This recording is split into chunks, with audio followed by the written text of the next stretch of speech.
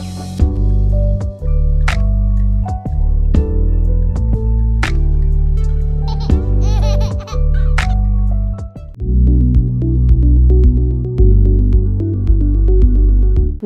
అండి, నా పేరు డాక్టర్ సీత. నేను ఒక స్త్రీ వ్యాధి నిపుణురాలిని, అంటే ఫర్టిలిటీ స్పెషలిస్ట్ని. సో ఈ రోజు మనం ఏఎంహెచ్ గురించి తెలుసుకుందాం. అసలు ఏఎంహెచ్ అంటే ఏంటి, దాని నార్మల్ వాల్యూస్ ఏంటి, అది తక్కువ ఉంటే భయపడాలా, ఎక్కువ ఉంటే భయపడాలా, అసలు దాని గురించి అసలు మొత్తం కథ ఏంటో తెలుసుకుందాం. సో ఏఎంహెచ్ అంటే యాంటీ ములేరియన్ హార్మోన్ అన్నమాట. ఇది జనరలీ ఆడవాళ్ళలో ఉన్న ఎగ్స్ ని డినోట్ చేస్తుంది, ఎగ్ నంబర్ ని మెయిన్లీ డినోట్ చేస్తుంది అనమాట. నార్మల్ గా ఏఎంహెచ్ 2.5 to 3 కన్నా ఎక్కువ ఉంటుంది అనమాట.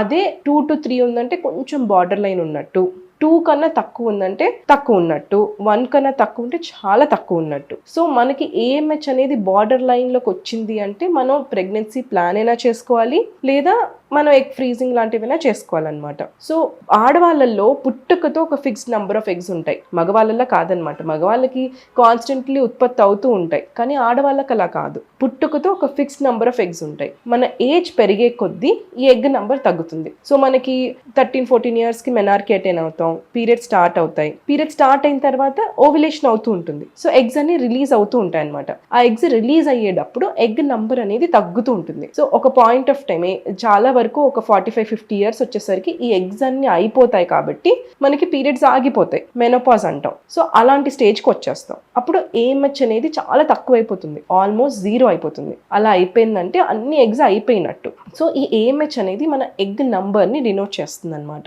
ఏఎంహెచ్ చాలా ఎక్కువ ఉంది అనుకోండి, పీసీఓడి ప్రాబ్లం ఉందా అనేది ఒకటి చూసుకోవాలి. అంటే ఎప్పుడు ఏఎంహెచ్ ఎక్కువ ఉన్నప్పుడు ఎప్పుడు పీసీఓడి ఉండాలి అని లేదు, కానీ కొంచెం ఎక్కువ ఉన్నప్పుడు పీసీఓడి ఉందా అనే ఒక డౌట్ రైజ్ అవుతుంది అనమాట.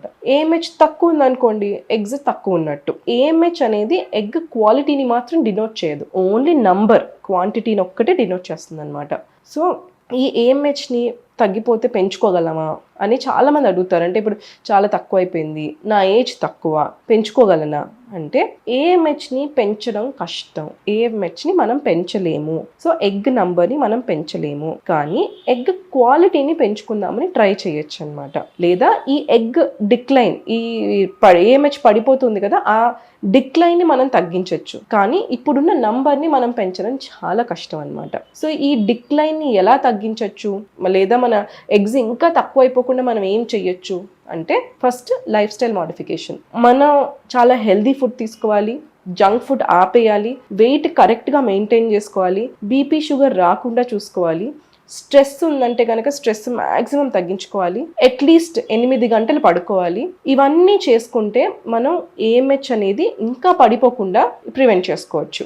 డైలీ 30 minutes వాకింగ్ కూడా చాలా ఇంపార్టెంట్. వాకింగ్ వల్ల ఏమవుతుందంటే బ్లడ్ ఫ్లో పెరుగుతుంది, యూట్రస్కి, అండాశయాలకి బ్లడ్ ఫ్లో పెరిగి మనకి ఇంకా గ్రోత్కి బాగుంటుంది అనమాట. సో ఇవన్నీ పాటిస్తే మనం ఏఎంహెచ్ తగ్గిపోకుండా కొంచెం ఆపచ్చు అనమాట.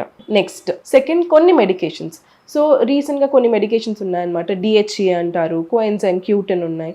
సో ఇవన్నీ వాడడం వల్ల ర్యాపిడ్ డిక్లైన్ని మనం తగ్గించవచ్చు. సో ఈ కోఎన్జైమ్ Q10 అనేది ఏంటంటే మైటోకాండ్రియల్ ఎనర్జీని పెంచుతుంది అనమాట. సో దీని వల్ల ఏంటంటే ఎగ్ క్వాలిటీ పెరిగే ఛాన్సెస్ చాలా ఉంటాయి. డిహెచ్ఏ అనేది మనకి ఎగ్ నంబర్ని ఇంకా తగ్గిపోకుండా ఆపచ్చు అనమాట.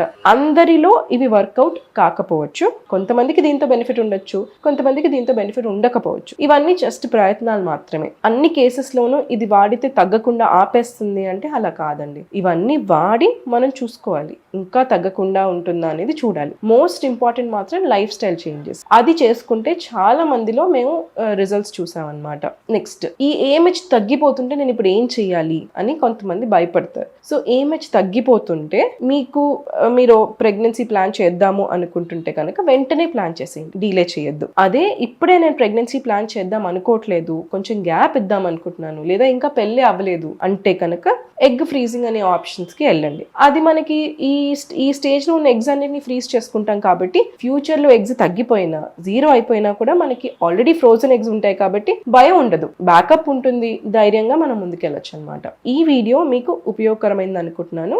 మీకు ఏ డౌట్స్ ఉన్నా మీరు మమ్మల్ని సంప్రదించవచ్చు.